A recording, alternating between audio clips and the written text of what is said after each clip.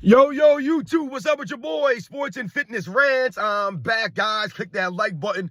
Subscribe to my channel. What's up, y'all? Welcome back, guys. Welcome back, man. Got another great video for you guys today, as usual. You guys know the deal on this channel, man. It's all about setting the record straight, stopping the lies, stopping the narratives, stopping them from rewriting history, guys. And in this video, man, we're going to talk about something that, you know, is always really mentioned, man. That this is excuse, this idea, that Michael Jordan didn't play anybody because he didn't lose. This is what the LeBron James fans are constantly telling us, right? This is the narrative that they've come up with. LeBron James lost in the finals because he played greater teams and Michael Jordan never did.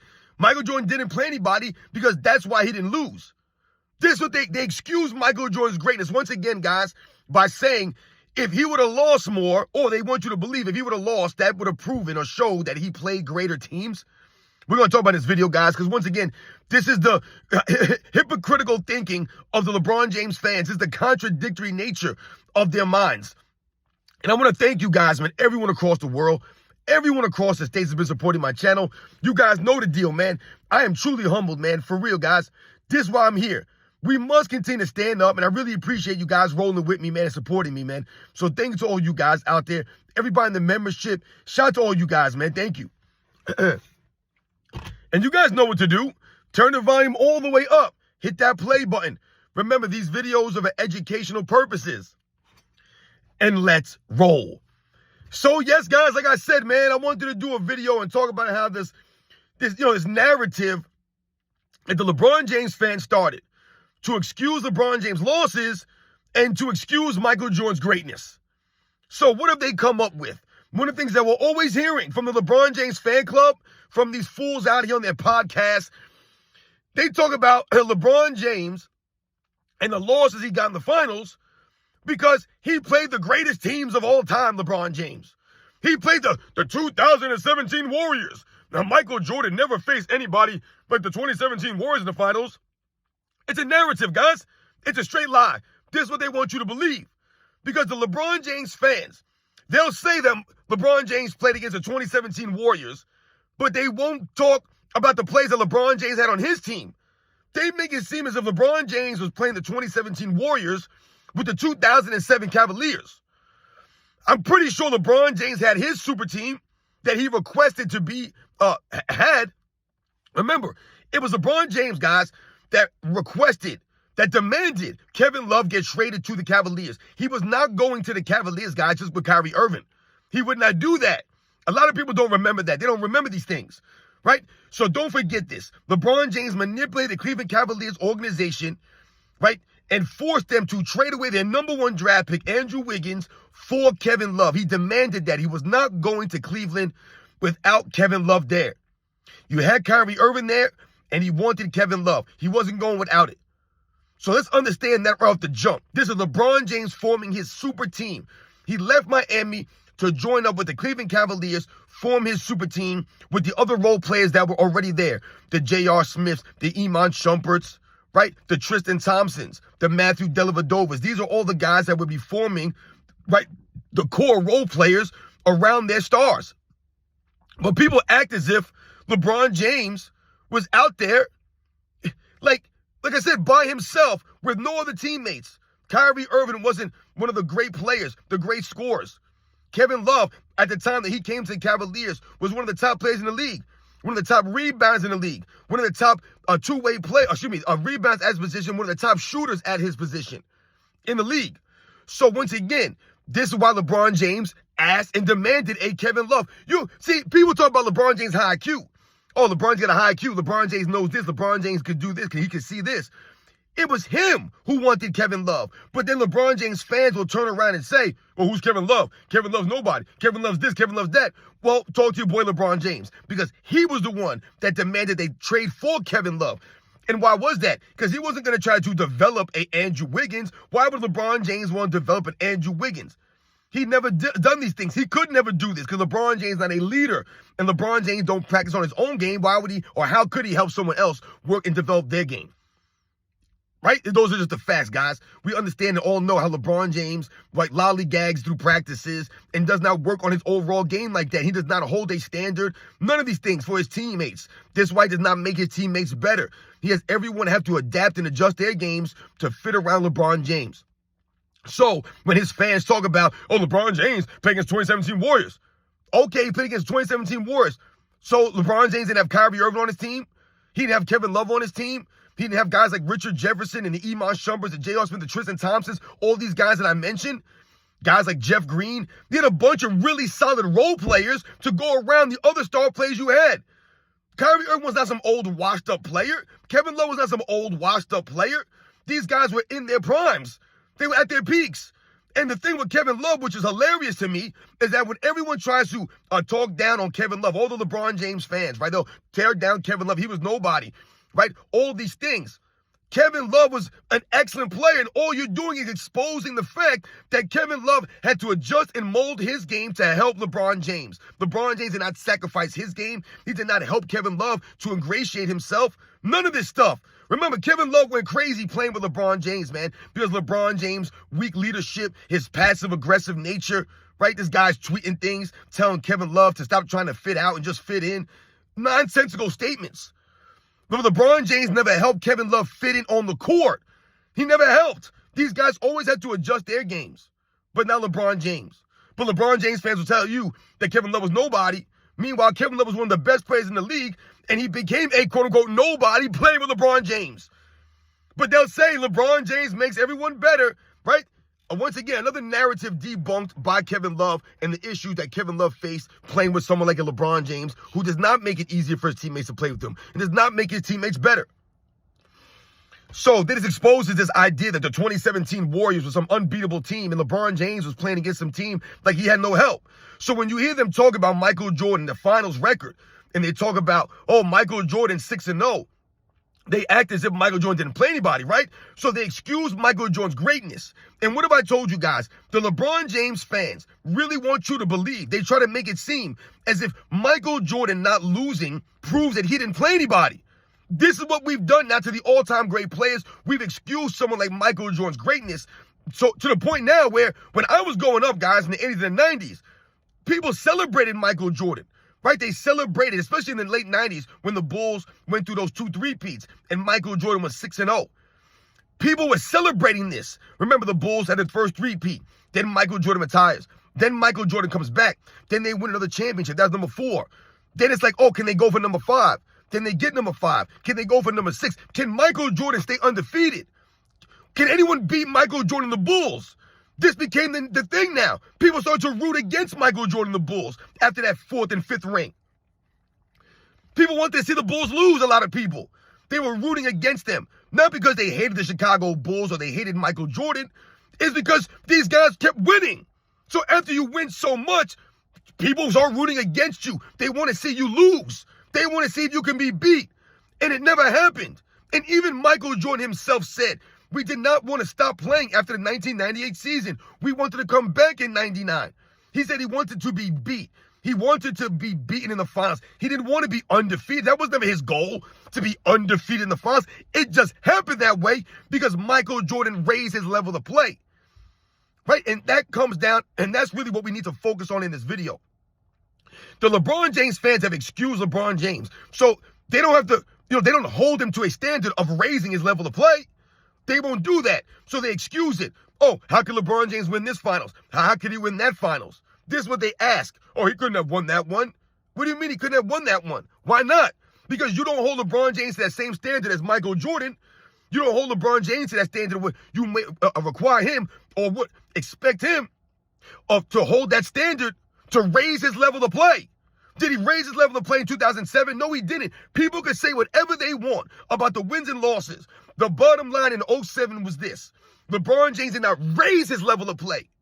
Regardless of what they would have won or not, regardless of San Antonio was a better team or not, LeBron James did not raise his level of play. So, in the regular season, LeBron James put up a certain amount of numbers, and then the postseason, those numbers took a drastic hit. A drastic hit. In the regular season, he averaged like 27 points a game. In the finals, he averaged 22. 22. So these are some of the things that we have to think about. LeBron James did not raise his level up in the finals. He played down in 07. Look how many turnovers he had. The man had, I believe, 28 turnovers in 4 games. In 4 games, guys. That's insane. That's damn near 6 turnovers a game. I told you guys, LeBron James had more turnovers, right, than his entire team combined. Everyone else, all those bums they keep telling you about, they all had less turnovers combined than LeBron James did by himself, guys. So once again, it's LeBron James out there holding on to the basketball, right, dominating the basketball, forcing everyone to stand around him, and LeBron James out there chucking up shots, not making them, though. Shooting 35%, like 25% from 3, and like 69% from the free throw line. So there's not one area that LeBron James raised his level of play that you were like, damn, man, LeBron James really raised it up and it still didn't matter. He didn't play lockdown defense, none of this stuff in 07. And his team got swept. That's part of the reason why they got swept. Because LeBron James did not raise his level of play, and his fans will excuse it. Oh, LeBron James only 23. He was only 22. He was blah, blah, blah, blah, blah. They make excuses. Oh, he was carrying bums. But they won't talk about the teams that he beat in the Eastern Conference to get to the finals. They won't mention that. How his road to the finals was a cakewalk. He played nobody. They won't talk about that. They'll talk about him being in the finals at that age and then excuse him for losing because he was young. Because he had no help. Right? A typical LeBron James narrative. No help. There's always an excuse. Meanwhile, LeBron James did not raise his level of play. He didn't average 30. He didn't shoot 45%, 48%, 50%. Shot 35. He didn't shoot 30% from the three-point line. He shot 20-something. He didn't shoot 75, 80% from the free throw line. He shot 69. That's on him. That ain't got nothing to do with his teammates. That's him making and missing shots. That's it.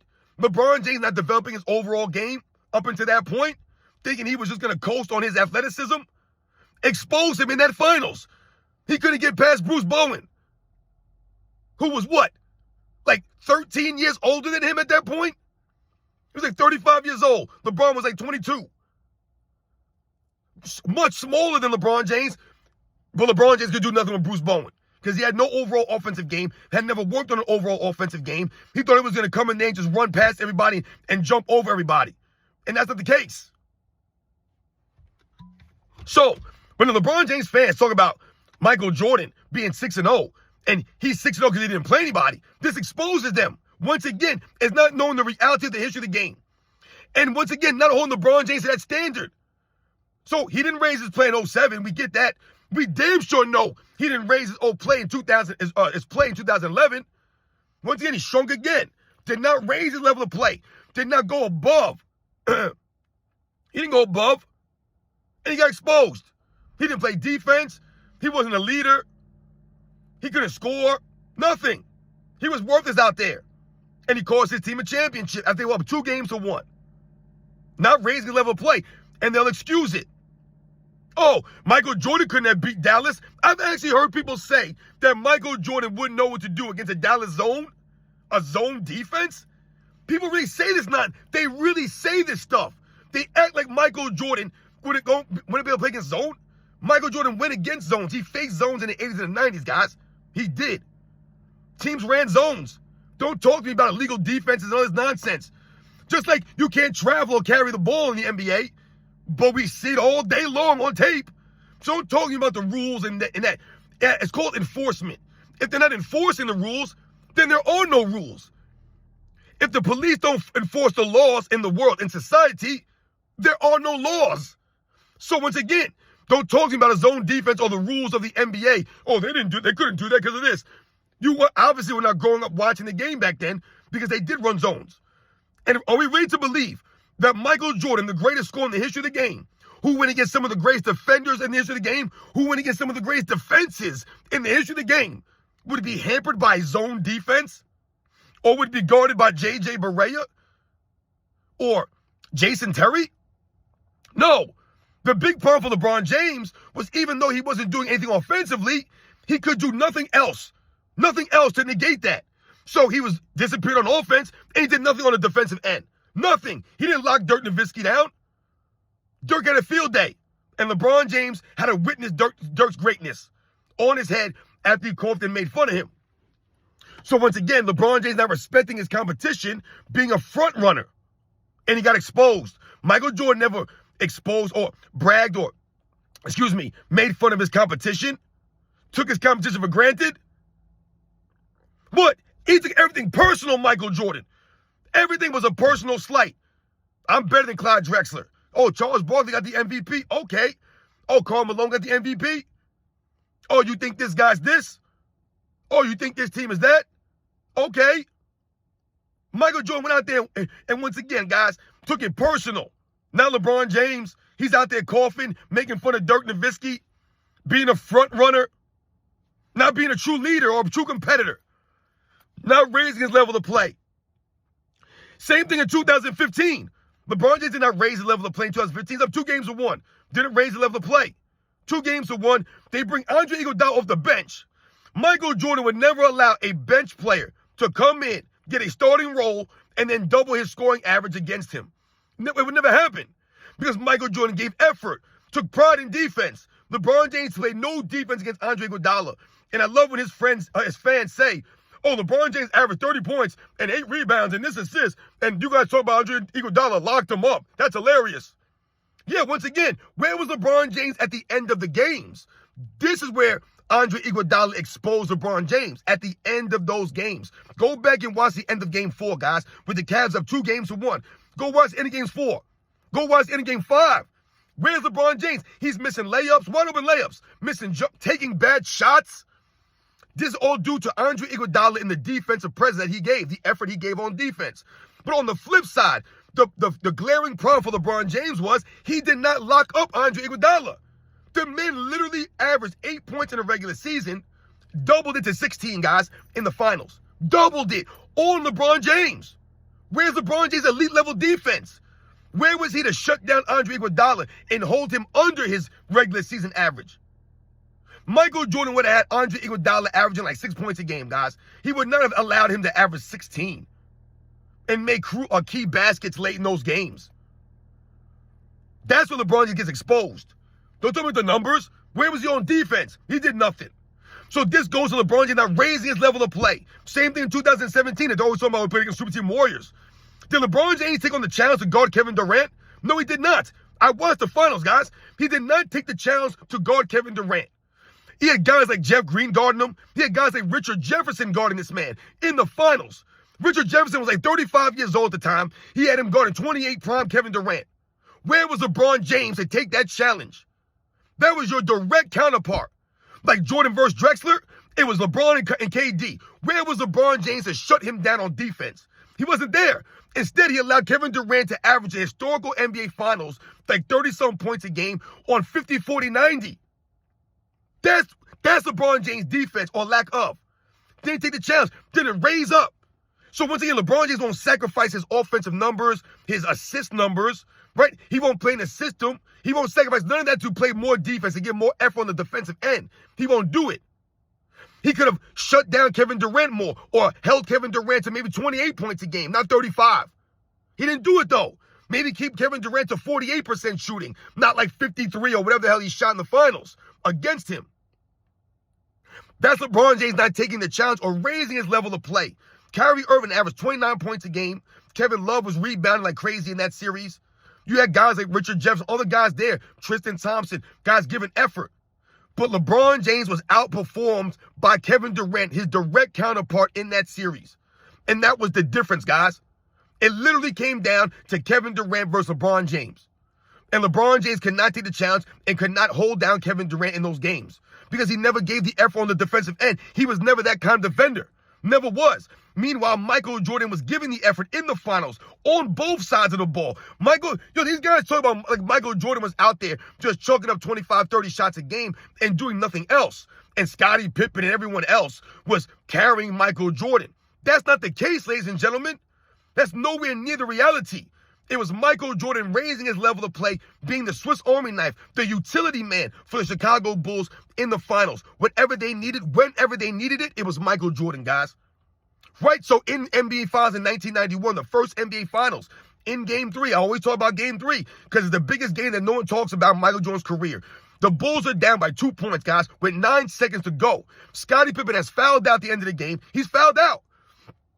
There's no Pippen there. They're their first NBA Finals. No experience from any of these guys. The series is tied 1 game apiece. They're in LA. Down by 2 with 9 seconds left. There's a timeout called. Phil Jackson inbound. They inbound the ball to Michael Jordan, right? Michael Jordan proceeds to drive the ball the full length of the court with Byron Scott literally hand-checking him and riding his hip the entire length of the court. Vlade Divac steps up to cut Michael Jordan off around the top of the key area. Michael Jordan stops on a dime with Byron Scott still hand-checking him, hip on his hip the whole time. Vlade Divac comes up, 7'2", I believe, 7'1", Vlade Divac, puts his outstretched arms up. Michael Jordan stops, shoots this stop and shot jumper over Vlade Divac's outstretched hands. If you go back and watch the replay, the ball, Vlade Divac's fingertips barely almost hit the ball, tipped the ball. Michael Jordan makes this shot to tie the game, send it to overtime, and then carries the Bulls to an OT victory over Magic Johnson's Lakers with Scottie Pippen fouled out on the bench. There was no excuse. There was no, oh, Scottie Pippen fouled out. How is Michael Jordan supposed to lead the Bulls? They're down by 2 points with 9 seconds to go. Michael Jordan would jam his toe. He would severely jam his big toe on that play. No excuse for Michael Jordan. He didn't sit out the overtime. He didn't make any, guys, I jammed my toe. Man, I don't know if I can go. Came back and played the next game. Didn't miss any games. There's no excuses, guys. Michael Jordan raised his level of play. He led his team to a victory when he could have easily made an excuse. Blame Scottie Pippen or the situation. There were no excuses. In 1992, in Game 5, with the series tied 2 games apiece, right? Michael Jordan raised his level of play, guys. Raised his level of play. Remember that. Those are the facts. He scored, 40-some points in that Game 5. This is part of the reason why the Bulls never saw Game 7. The Bulls could have lost that game, but they didn't lose that game.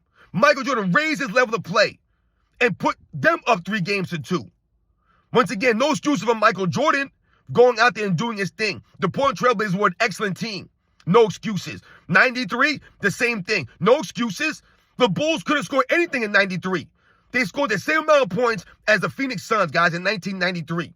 I've told you guys many times. What was the difference? The difference happened to be Michael Jordan scoring 41 points a game, an NBA record. The man had to score an NBA record points to help his team win.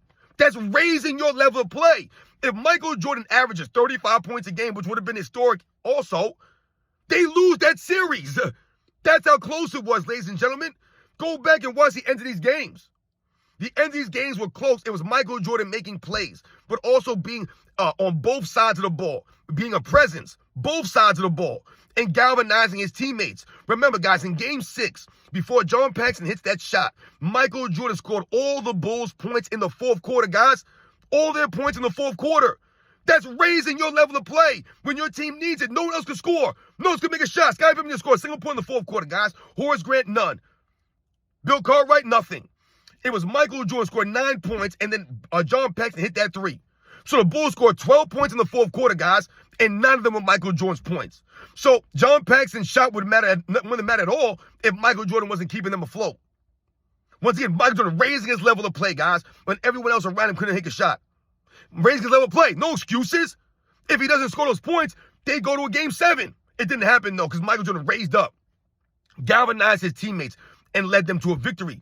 We can say the same thing in 96 when Ron Harper went down with the ankle injury, right? And then Michael Jordan had to fill in and do the defensive job on Gary Payton, which he did. People don't talk about these things. Oh, Michael Jordan, he struggled against the Phoenix, Seattle Supersonics. They said he choked. I've heard people say Michael Jordan choked in 96, even though he won 4 games to 2. Think about that mentality. Think about that hypocrisy. LeBron James never choked, but Michael Jordan did when he won.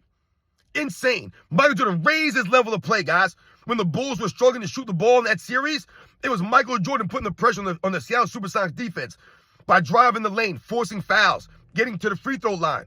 Michael Jordan locking up guys like Hersey Hawkins, locking up a Gary Payton on the defensive end, helping out on guys like Shawn Kemp and Detlef Schrempf. That's Michael Jordan, guys, raising his level of play. The same thing as the Utah Jazz in 1997, the flu game. That's raising your level of play. No one was picking the Bulls to win that game. The Utah Jazz had won 2 games in a row. The series was tied 2 games apiece. They were in Utah. and Michael Jordan wasn't feeling that good. No one else had a really great game. Michael Jordan scored 40-plus points during the flu game. Raised his level of play, leading the Bulls to a 3-2 series lead when they could have easily lost that and went down 3-2. Michael Jordan wouldn't allow it. Raised his level of play, came through when they needed him the most. And then we all know in 1998 how he closed out that series. Once again, Scottie Pippen was out there with a bad bag, hobbling around, doing nothing for Michael Jordan.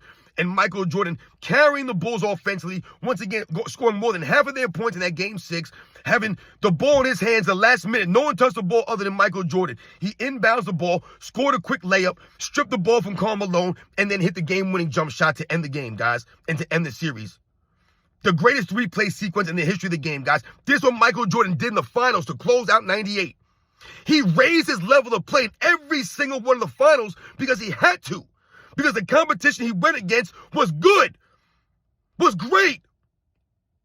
Magic Johnson, Clyde Drexler, Charles Barkley, Gary Payton, Karl Malone, John Stockton. These are legends in the game. The great players of that era. But Michael Jordan didn't play anybody. And like I said, many of those teams were deeper, top to bottom, than the Chicago Bulls were. When people talk about the Bulls were the quote-unquote favorite, the reason that they were the favorite was because of Michael Jordan, guys. Put Michael Jordan on the Portland Trail Blazers and put Clyde Drexler on the Chicago Bulls in 92. The Portland Trail Blazers are the favorite, guys. Hands down. They're the favorite easily. Put Michael Jordan, right, on the Seattle Supersonics, and you take Gary Payton and put him on the Chicago Bulls, guys. And the Seattle Supersonics are the favorite in 96, guys. I'm telling you right now, if you swap some of these players and you put Michael Jordan on some of these teams, Michael Jordan's the reason why his teams were the favorite. It's Michael Jordan, guys. He earned that reputation of coming through when it matters most and being a clutch time performer on both sides of the ball and being a true competitor and a true leader. But the LeBron James fans want you to believe that Michael Jordan did not play anybody in the finals because he never lost. So essentially what they're saying is Michael Jordan should have lost more. If Michael Jordan was 4-2 in the finals, then that would have proved he played greater competition. If he was 3-3, then that would have really showed, man, he was going against some great teams, man. He went 3-3. You see the standard that was different for Michael Jordan and LeBron James, guys? But they won't talk about the Eastern Conference that Michael Jordan had to go through just to get to the finals. But they'll talk about LeBron James' competition in the finals. When we all know, if LeBron James played in the Western Conference all those years, he's never in the finals any of those years, guys. Any of those years. And that's the reality of the situation for the LeBron James fans.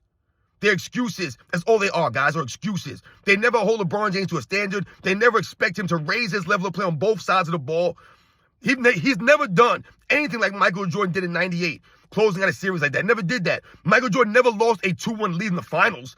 LeBron James blew several 2-1 leads in the finals. So once again, guys, it's a big difference between why Michael Jordan was 6-0 and why LeBron James is 4-6 in the finals. It has nothing to do with their competition or lack of. Michael Jordan played against great teams in the finals.